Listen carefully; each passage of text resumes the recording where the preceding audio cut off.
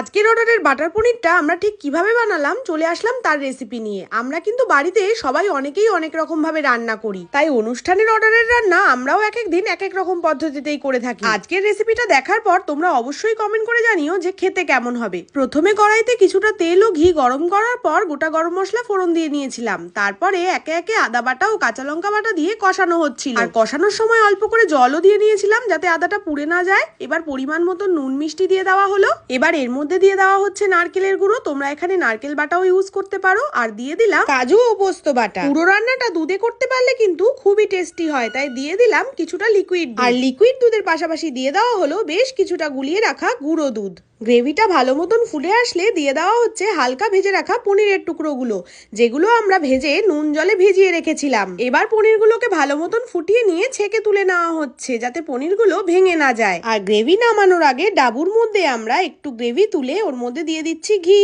আর ঘিয়ের মধ্যে মিশিয়ে নিচ্ছি চন্দন গুঁড়ো আর গরম মশলার গুঁড়ো, যেটা না দিলে এই রান্নাটা টোটালি ইনকমপ্লিট। মশলা ভালো করে মিশিয়ে নিয়ে ওপর থেকে ছড়িয়ে নিলাম।